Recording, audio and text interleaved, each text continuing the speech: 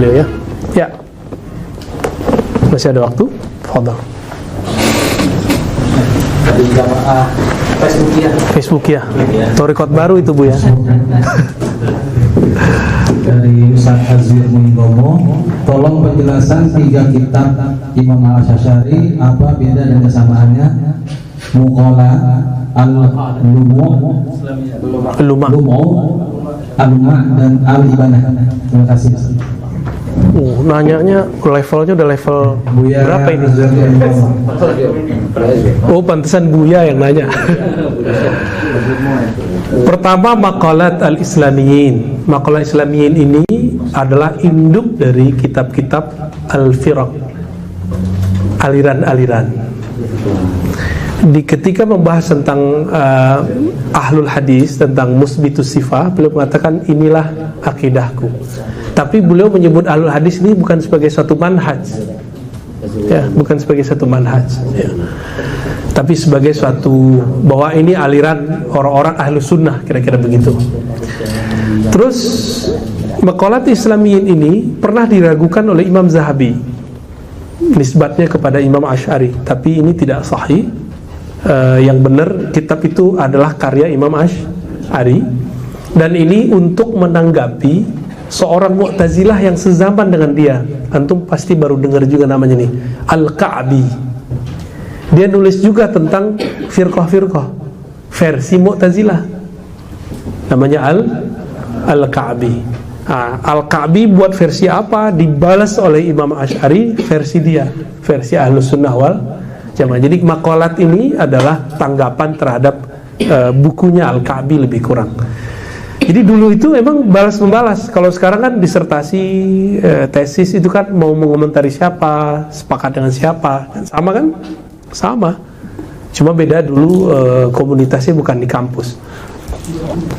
Itu maqalat al-Islamiyin. Yang kedua, sebelum yang kedua, kitab ini diringkas belakangan oleh Imam Fakhruddin Ar-Razi. Kitabnya tebal, tapi diringkas jadi kecil sekali, cuma 60-70 halaman. Di belakang itu Imam Fakhruddin Ar-Razi curhat. Apa kata beliau? Banyak orang tentang saya, dikira saya ini doyan filsafat, padahal saya mengkaji filsafat untuk membantahnya. Beliau dia mengatakan akidah saya Ahlus Sunnah wal Jamaah. Imam Ghazali kan juga gitu, sama ya. Jadi kitab ini kalau ribet bacanya, baca aja kitab Fakhruddin Ar-Razi ya. Sama, judulnya mirip-mirip ya, ada Islamiyin juga ya. Terus kitab kedua itu Al-Luma. Ini tulis waktu di Basrah. Orang Basrah ini cenderung mentakwil, maka kitabnya Ahlus Sunnahnya mentakwil, tapi tidak ta'til. Kelompok Mujassimah kan nggak ngerti beda takwil dengan ta'til. Dikira kalau kita mentakwil satu ayat, dikira kita mentaktil. Apa arti ta'til tadi? Menafikan sifat. Nah, maka kita kasih tahu, antum yang mau ngaji coba dengerin ya. Ke mereka loh, bukan ke para buya ini loh ya. Beda loh takwil dengan ta'til. Takwil itu cuma sorful makna, memalingkan makna lafaz, bukan nafyul lafzi. Ta'til itu menafikan lafaznya.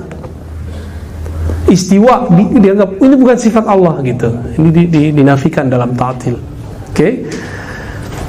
Kitab Al-Luma di situ memberi ruang karena ditulis waktu di Basrah. Karena orang beda negeri, beda wilayah, nanti akan ngobrolnya sama siapa? Anzilun nas manazilahum. Berbicaralah dengan orang-orang dengan bahasa mereka. Nah, bahasa di sana bahasa takwil. Ketika pindah ke Baghdad, nah disitulah dahsyatnya ya. Beliau ini kan bolak-balik Basrah, Baghdad. Ketemu murid dari Al-Marwazi, namanya Al-Barbahari. Al-Barbahari, pernah dengar? Pernah dengar juga? Al-Barbahari ini wafatnya gak ada beda dengan dia, dengan Asy'ari. Itu punya riwayat versi ahlur riwayah, tidak ada penjelasannya tentang akidah Imam Ahmad. Barbahari, Marwazi, Ahmad bin Hambal. Ini beda guru nih. Imam Asy'ari karena bergaul dengan mereka, maka menulis kitab yang juga pakai riwayat, tapi ada tambahan-tambahan beberapa kalam di situ yang mendekati akidah Imam Ahmad. Dia tulis namanya Al-Ibanah fi Usulid Diyanah. Tapi riwayatnya dari beberapa gurunya, salah satunya yang dia dapat pemahamannya dari Zakaria As-Saji dan lain-lainnya. Karena beda guru, beda bahasa. Kata Barbahari, kamu ngomong apa sih? Gitu. Kira-kira begitu. Oh, berarti dia nggak nyambung. Mereka ini nggak nyambung bahasanya. Kenapa Barbahari tidak biasa berdebat, Asy'ari biasa berdebat? Maka bahasanya sudah beda. Itu kitab Al-Ibanah. Tapi hati-hati teman-teman, Al-Ibanah ini ada beberapa kejanggalan dalam beberapa manuskrip. Bukan Asy'arinya yang janggal, tapi manuskripnya. Manuskrip itu kan tulisan orang. Satu riwayat bahkan dulu saya kira teks ini aman, ternyata ada di dalamnya. Yang Doktorah Faukiyah. Saya udah husnuzon, ternyata nyelip, gak kebaca halaman bagian itu sama saya. Di situ masih ada lafaz ya sakinal arsh. Mungkin gak seorang Asy'ari merubah lafaz Quran dari Rabbal arsh menjadi sakinal arsh? Mungkin gak? Berarti udah dimasukin. Namanya madsus. Madsus itu penyusupan, disusupin kitabnya. Di manuskrip yang lain ditulis apa? Ya sakinas sama. Yang ada ya Rabbas sama. Karena di Quran Asy'ari kan ngomong akidahku akidah Quran dan Sunnah. Gak mungkin dia merubah kata Rabb jadi sakin. Jadi yang benar apa? Seharusnya Dr. Faukiyah pun juga merevisi itu. Tapi di zaman itu, jadi aliran mentahkik, jadi teks itu ketika kita ambil, kita salin, waktu menyalitnya ada teknik metodologinya, ada namanya teknik diplomatis. Diplomatis itu nyalin aja, di compare. Tapi ada metode lain, metode kritik. Ketika dicek mana yang pas, oh ternyata yang pas dengan dalil-dalil yang sahih, yang menjadi asas beliau itu bukan sakin, tapi Rabb.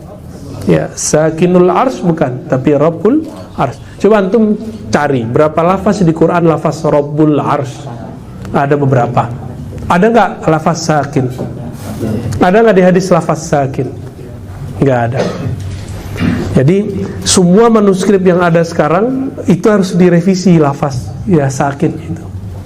Ya itu aja. Tapi mereka di Saudi juga tahqiq, bahkan dijadikan sebagai risalah doktorah. Dan ini mereka jadikan bahwa Asy'ari 3 periode cuma karena lafaz sakin itu. Sakin ya miskin.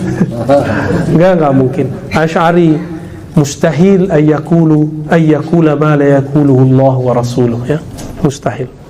Karena kaidah di depannya sudah jelas. Kira-kira begitu. Tapi orang kalau nggak mengerti fan ini, dia ngotot dengan apa yang tertulis di dalam manuskrip. Baik. Ada lagi? Terakhir.